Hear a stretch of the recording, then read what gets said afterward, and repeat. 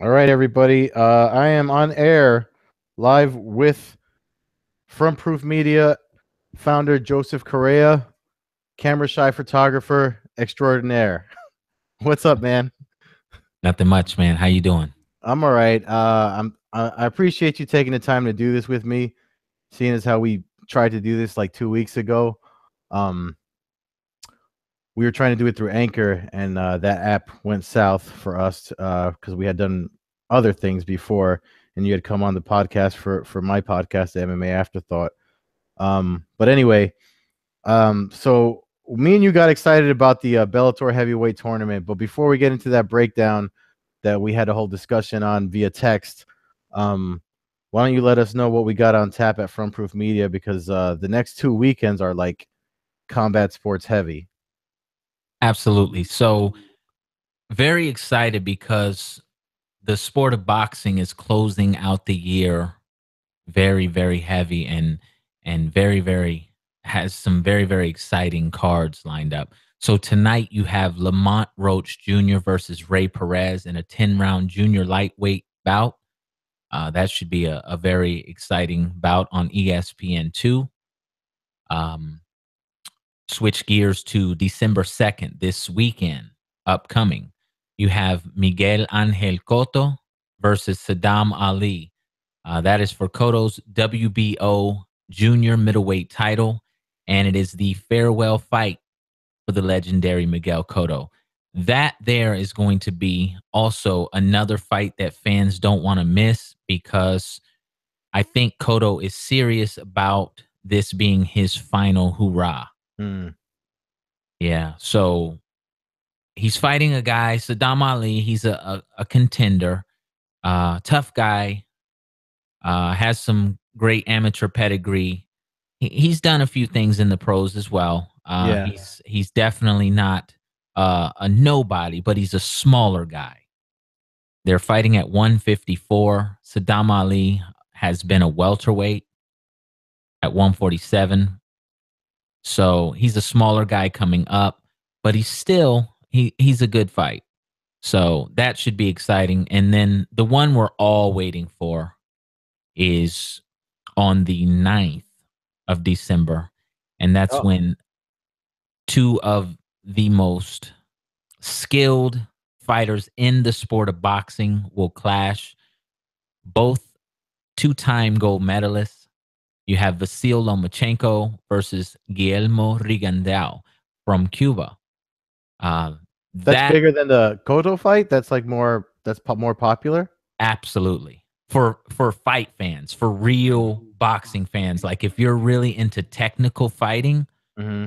it gets no better. In fact, I can't think of any fight in the past 10 years where you have two guys with this type of pedigree. I mean, these guys are the most skilled in the sport. Maybe not the most popular, but the most skilled hands down. And we They have Kelly, our photographer, is there for all of these, right? Yeah, she's actually going to be there for Koto, Lomachenko, Rigo, and she's going to swing into the Glory kickboxing, which is exciting. I'm looking Right. forward to branching into the kickboxing. About time too. Yeah, definitely. Yeah, Yeah. I know you had mentioned it previously. You know, you wanted to get involved with more combat sports so we could be more well rounded, and I'm totally on board with that. Yeah, I mean, I used to cover Glory before I came on at Front Proof, and now that we got some help, and Kelly actually she's a kickboxer herself, so it's good to have somebody that's got some actual like feel you know got a feel for that sport because they've been in it a little bit. So I'm glad she's going to that. She was excited to be going to that too. I know Boss is going as just as guest. He bought tickets. Boss Rutan. I'm trying to Yeah, think who else is going to be there. But Friday night, so she's busy. She's got that the theater, Glory Friday night, and then Saturday night is Koto's retirement bout with Ali, and then the one you just talked about was Lomachenko and who? Regandow. And that's the one that you said that you were originally supposed to come up for, right?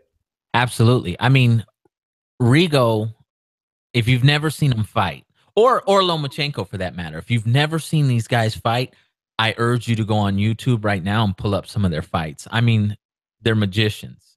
It gets no better than this, I'm telling you. I can't think of a time in the last 20 years where two people of this type of amateur pedigree, both two-time Olympic gold medalists, and just to kind of break it down, Lomachenko was 396 and 1 as an amateur. That's unheard of. I mean, absolutely unheard of. Mm. Now, the one thing that people are hung up on in this fight is that Lomachenko fights at 130 pounds. Rigondeaux is a 122 pounder coming up. Now, Rigo wanted this fight. He's been asking for this fight, and he said, I'll go to 130 and fight you there. So, a lot of drama already Yeah. building up. So, All really, right. really excited for that. Yeah, I mean, boxing's taking off in New York, but so is MMA. And speaking of it, since that's the original reason we got together, is because me and you got excited about this Bellator heavyweight tournament, and we're on the same page with some of these fights. But now that we got Bellator sent out the brackets for the opening rounds. Now that we know who's fighting who in the beginning, do any of your answers change, or how do you think the first two fights are going to go? Especially, obviously, January 20th, Rampage and Chael Sonnen are the first guys fighting in the tournament, and then that's in January, and then February, Matt Mitrione and Roy Nelson. So I don't know. I mean, do you have an idea of how you think them two will go? I mean, I think they're matched up pretty well the way they did everyone fighting in this tournament for the first round. Absolutely. So, in our conversations, we had kind of pointed out the strengths and weaknesses of each guy. And, I think Chael Sonnen and King Mo are the best wrestlers in this tournament. Yeah. Um, we both know that wrestling goes a long way in mixed martial arts. If you can wrestle at a high level, that helps you a lot. So I think Sonnen could give Rampage some trouble. I still favor Rampage. I like Rampage a lot. Hard He's a not tough to. guy. Yeah, it's hard Mm. not to. You're right. And he knows how to win. So really, what I think it comes down to with these two is who shows up. Because Yeah. if the Chael Sonnen that fought recently, um, At the Garden in June. yep, if he shows up, he's gonna lose. Well, I mean, here's my thing. Even in his loss against Tito, his comeback fight after being away from the sport, I saw an improved version of Chael Sonnen, and that's not just me being a fanboy. I mean, I followed it. I followed his career. Actually, I followed him more closely when he got the suspension and stuff, just because of the way he handled it and everything else he went after. And most people, when they go away or sit on suspension, I mean, they do what they can to stay in shape, but he actually improved in his submission game. So he's not just a wrestler; he's become a submission guy. He just got his brown belt actually in jiu-jitsu. So and competed in Metamoris and Abu Dhabi submission only grappling type or submission tournaments. So not only is he used to tournaments from his wrestling days, but he's kept doing it. And when he fought Tito, even though he lost, I saw things that I hadn't seen him do before, like uh, chaining submission attempts together before he lost the guillotine, and Tito was able to capitalize the position on him in that fight. But I really like the way that he's improved over time, and we saw that, like you said, in June with when he fought Wanderlei, because obviously Wanderlei still could pack a punch. He kind of rocked him in one of the earlier rounds. I'm trying to remember in my head, but as soon as Chael felt that, he went to his wrestling and then used his positional. I mean, obviously, pressure and position are something that wrestlers already have down, but adding his jujitsu to it, you could tell when he was in mount, and he just was able to maintain that top position the whole time. And I think he can actually do that in this tournament. Um, his only problem with Rampage, because no matter what you want to say about Rampage, I mean, Rampage is a really good wrestler, and he's probably the most improved fighter in MMA. If you look at the beginning of his career to where he went and becoming a champion and avenging losses and stuff like that.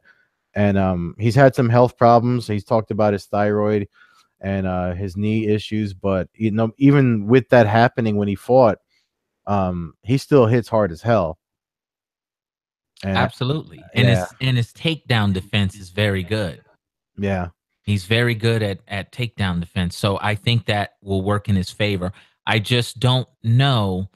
I think if he catches Chael, he can put him out, yeah, definitely, much yeah, like he did with Liddell.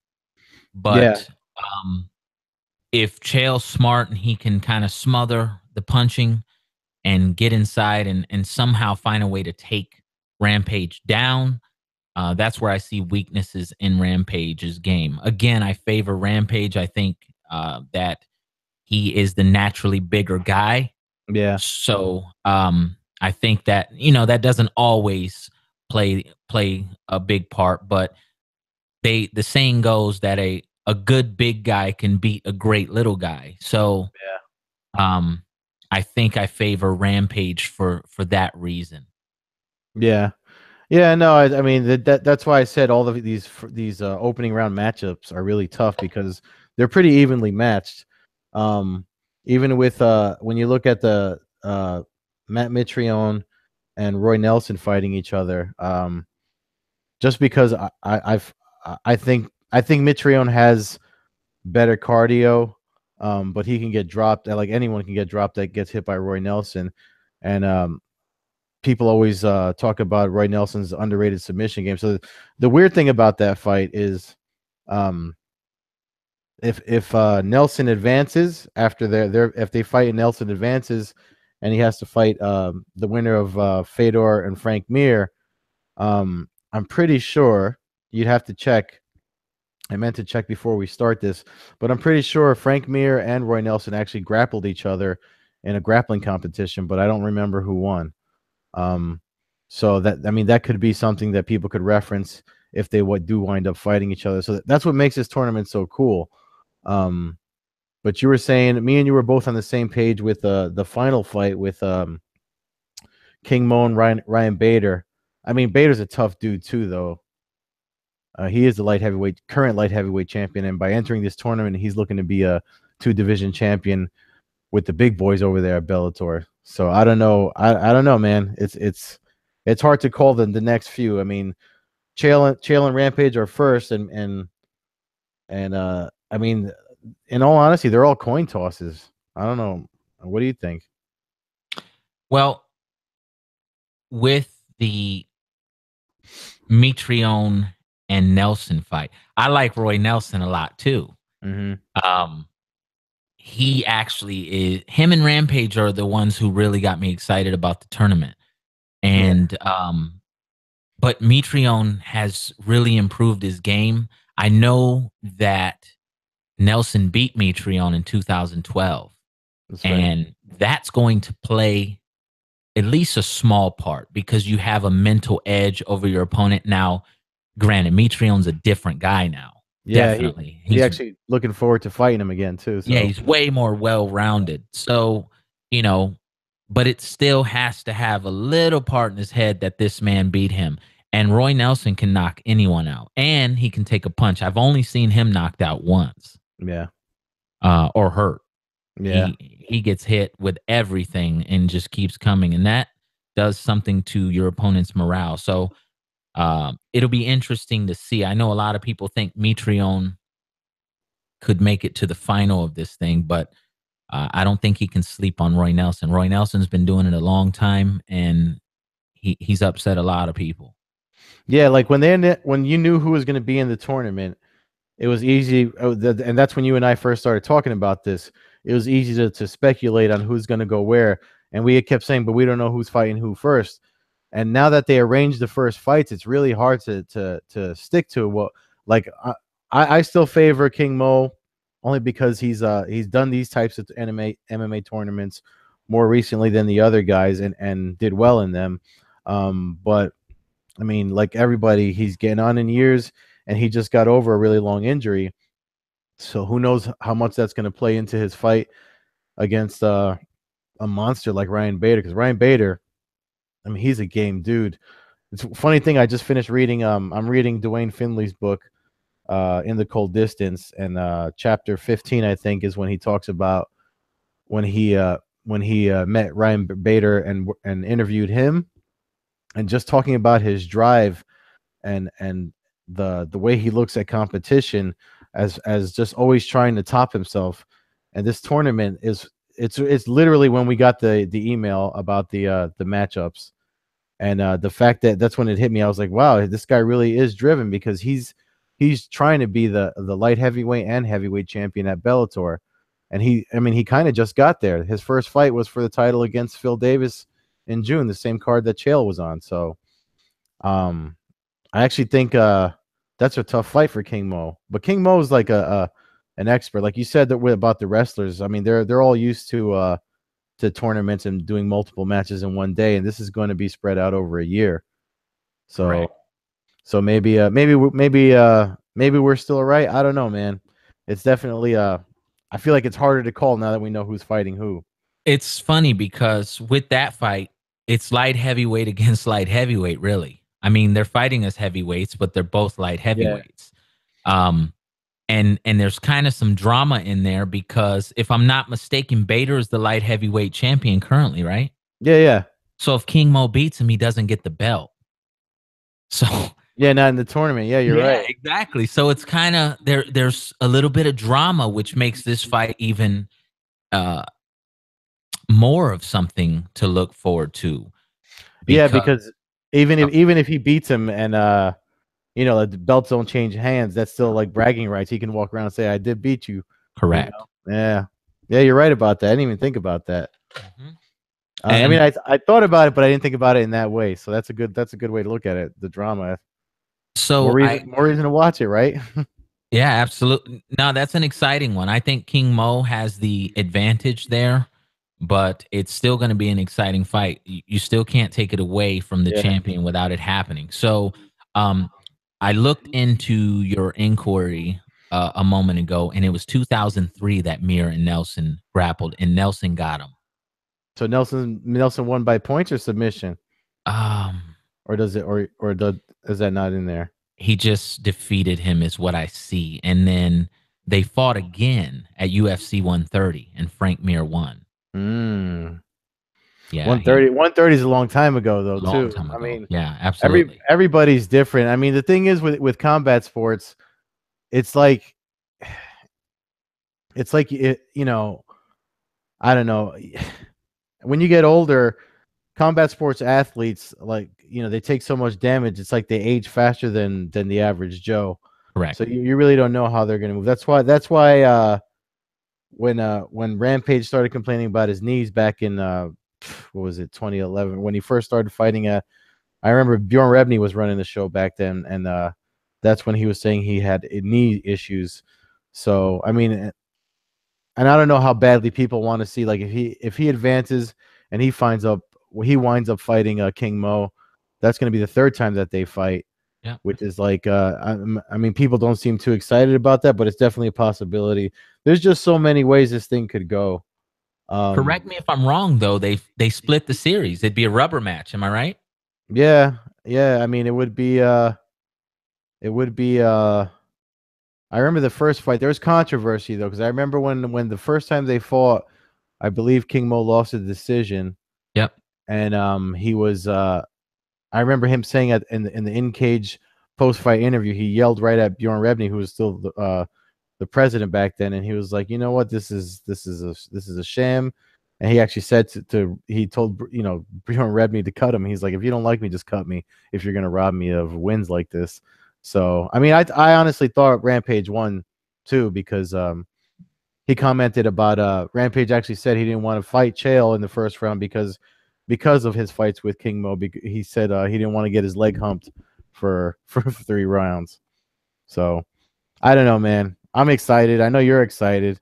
Yeah. It's definitely like something that we're gonna be talking about for a long time. So, but we had such an exciting discussion in our virtual office at Frontproof Media, and at the end we were kind of just like we need to talk about this. That we should probably do this after every fight, like every round of the tournament, like doing a reaction piece for it.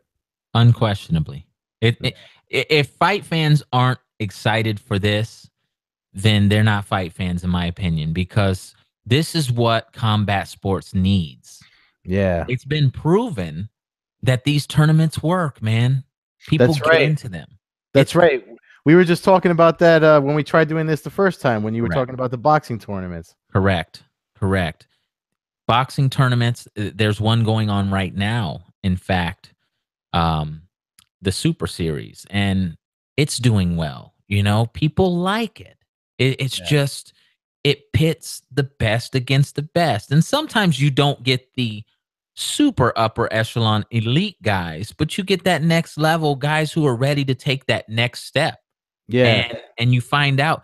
For one example, the guy who just retired in boxing, who was considered pound for pound the best in the sport, Andre Ward. Hmm. Where do you think he got his legs? At the Super Series, um, several Yeah. years ago. That's how he won that tournament, and that is what catapulted him into the public eye. And you know what? The other thing too, people are getting sick and tired for mixed martial arts anyway. With the UFC being the top of the top of the top promotions of all the promotions in MMA right now, people are getting a little tired of hearing the word interim title.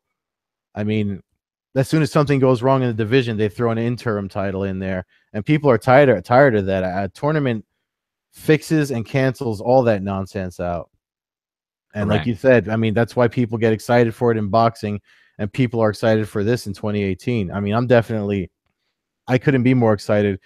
Um, and there's just so many tournaments that I think could come of matchups like the Ultimate Fighter, the finale for the ladies is tomorrow night. I mean, that's technically a tournament, and look at what's happening there. Even with the one of the fighters falling out, it's still exciting because you have the next best person fighting. There's no arguing because they all fought through a tournament. There's no arguing who's next in line for a title shot. There's no super fights. It's everyone in the tournament based on their output.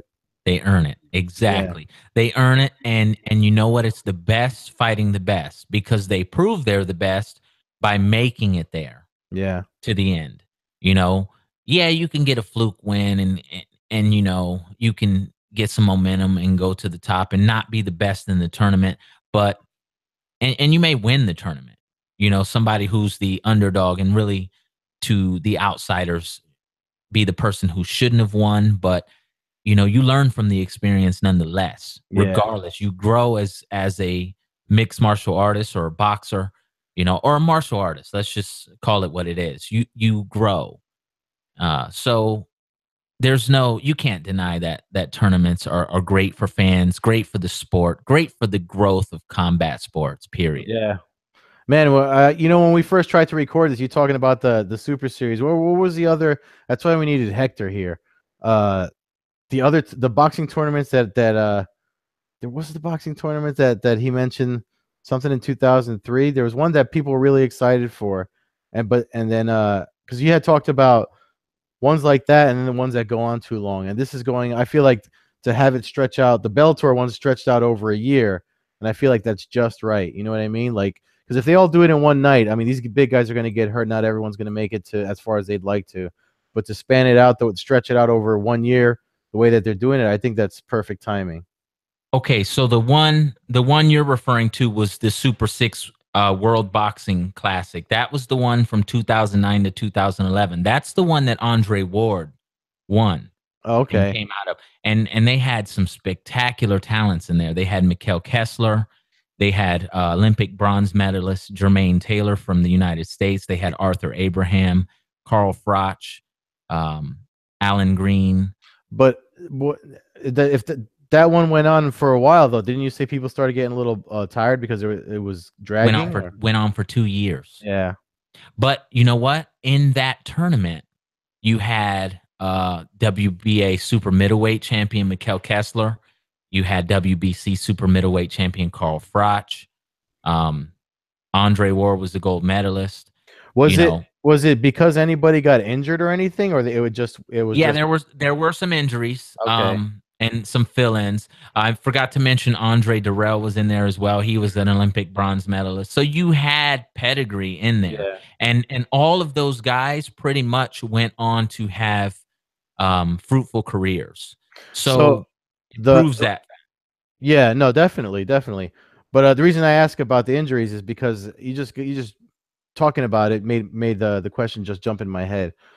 I haven't seen anything as far as a contingency plan or a wild card fight for as an alternate if one of these 8 guys in the Bellator tournament gets injured. I mean, and some of them didn't you when we tried doing this the first time, didn't you have their ages rounded out? Like the youngest man, Ryan Bader's the youngest guy in it, right? Yep. Yeah. So I mean, anyone in their 30s. I mean, I speaking from experience. I mean, the injuries you don't get over them as fast as you used to when you were in your 20s. You know what I mean? Right. So even if somebody gets like I mean, you know, a small a small sprain in a joint or something like that that keeps that messes with their mobility, that could cost them the tournament or even get them pulled out of a fight if they like pull their groin or something. It's I say that because I tore my groin. That's why that's why I'm thinking about groin injuries and stuff. But as an older man, I did that when I was 30. I think I was 34 when I did that. And these guys are like 36 and 38, right? Yeah. So yeah. So I don't know, man. That's you raise a good point with the I mean, if people got injured, I'm wondering if what they're gonna do. I hope they do a call in or something that we can ask Coke or anybody what the contingency plan is for if someone can't advance to the next round. Let me ask you a question because I read this. I read that Rory McDonald Oh, yeah. said that he would be an alternate. He And wants to be, yeah. and he doesn't care about the size. And he's how I came across it is because obviously we have our finger on the pulse in boxing. Yeah, And he yeah, mentioned boxing. yeah, And that's how it kind of related, and that's how I found it. yeah. And I thought it, you get a lot of articles out there where people just write clickbait. So I thought it was clickbait. So is that true? Is that real? I mean, he said it. He said it, but I mean, he's a welterweight. He fights at 170. So all these dudes are huge. I mean, what they fight at and what they walk around at. I want to say there's like a 15 to 20 pound difference. I mean, because I'm pushing 200 pounds, and you and I have stood next to each other. I bounce between 190 and 200 pounds. And Chris Weidman is like a house next to me, and he fights at 185. So I mean, I don't know if he could. Maybe he can get to heavyweight if he just doesn't do anything. But I feel like that would affect his performance. How I read it is that he wouldn't even be concerned at getting that high, that he would take his chances being smaller. Obviously, he would go up some, but that he would go in smaller and try to use the athletic Yeah, advantage. But I he'd mean, get killed. yeah, and the other thing too, it's the heavyweight tournament, so you have to be a heavyweight. It's to be the heavyweight champ. It's not pro wrestling. You're not going to be like you're not going to get a belt just because you run in the cage. You know what I mean? But hey, I mean, Rory. It's no secret that Rory McDonald's a bit unique. In his persona, we'll say. But yeah, I mean, I that's true. And I don't doubt that he wants to do it. But this is not Japan, you know. This is not the Pride Open Weight Grand Prix. It's the heavyweight one. So you got to sit this one out, Red King. Yeah, I mean, you got to respect that, Yeah, no, I but do. wow. I don't think he could beat anyone in there. Especially, you know what? The smaller guys, the Chael Sonnens, the King Mo, Bader, they'd kill him Yeah, because they're small enough to where they're still athletic enough to, because they're light heavyweights, in my opinion, that moved up to heavyweight. They're not heavyweights. yeah. A lot of them Um, fought at light heavyweight. You're right. correct. So, what's light heavyweight in mixed martial arts? 205? Yeah. Okay, Yes. so that's not that much bigger. I mean, it's bigger, yeah. But if you're an athletic guy at 205 and you fight a guy who comes up, maybe McDonald maybe make 185, Yeah. they'd kill him. Yeah, I mean, yeah, definitely. And then I'm not for nothing. I don't think the athletic commissions would let that slide anyway. That big of a weight difference, No. like the guys that are light heavyweights going to the heavyweight tournament, they can probably just train the way they normally train and just not have to worry about the detriment of cutting weight. that Correct. so that's what makes it exciting too. So that I mean that's the other thing that makes this tournament cool because this is the closest we can get to like a Pride style tournament where there's no weight class, but there's a weight class and it's like we got a nice range for folks to fight in that they're all it'll be a comfortable and pretty evenly matched group of guys no matter what they weigh as long as they're within that 200 whatever weight that they come in at, you know what I mean? So I'm gonna go ahead and say this because I've said this to you in private. Mhm. I'm really, really, really excited. I'm a boxing guy, but I'm really excited about Bellator. I really like what they're doing, Yeah. and they're really bridging that gap for people like myself who enjoy mixed martial arts, don't necessarily understand all the wrinkles and nuances yet. I'm learning, but Bellator sure makes it a lot more attractive for me. Yeah, Does that man. make sense? Yeah, to me it does. As somebody that's been to a lot of MMA events as a fan and then going in as credentialed media, I mean, I can say, especially with the bigger promotions, they definitely do a better job of making the fans happy. I mean, there's always like meet and greets and you see that all over the internet. They send us the images, the bobbleheads they give out to people to ticket holders, just for for showing up with and buying a ticket. And then when you were there, there's they got the girls shooting the t-shirt guns out, and I haven't seen that in the UFC since the Revel closed in Atlantic City, and that's a long time ago already. That's when they actually just showed the fight on the MSG network, Jim Miller and Cowboy Cerrone. That's the last time I saw anything like that from the UFC. And then they do it big for like New York. They do it big for International Fight Week in Vegas, but it's not every event. Like Bellator does that at every single event. So that's what makes I think that's why you have that vibe, and I think a lot of people are warming up to it. They're not Bellator's not the small promotion anymore that people like to snicker at. People are interested in it. So Speaking of bobbleheads, s- I'm so impressed by the presentation of Bellator, what they're doing for fans, you know, just the way they present everything. And man, I thought you were gonna ask me why didn't I get you Scott that Coker. Hoist Gracie bobblehead. Well, you know what? And this is a message for Coker and anybody in Bellator. If I can get my hands on one of those Kimbo Slice bobbleheads, Oh man, I would yeah, greatly appreciate it. yeah. Man, that thing is nice. I The know Hoist they. Gracie one was nice. Yeah, They're they all said nice. they're all nice, but they send them to they send them to Helwani and those big guys. How about us little guys that give you some love, man? I Yeah, mean, if you're I walked out of the arena when they were in Mohegan Sun with Henzo Gracie, and he was holding the Hoist Gracie bobbleheads against his chest while we were talking, and in my mind I was like, man, if I ask him for one of those, he's probably gonna break my neck or something. He's a nice guy though; he wouldn't do that, but still, yeah, man, Bellator, if you're listening, we would greatly, greatly appreciate some of those bobbleheads. We really, really like your product and we support your product. We push your product. We would greatly appreciate some of those bobbleheads. all right. Yeah, we would. I really wish I could have gotten that hoist one. But anyway, all right. Well, that's enough brown nosing from the Front Proof Media guy.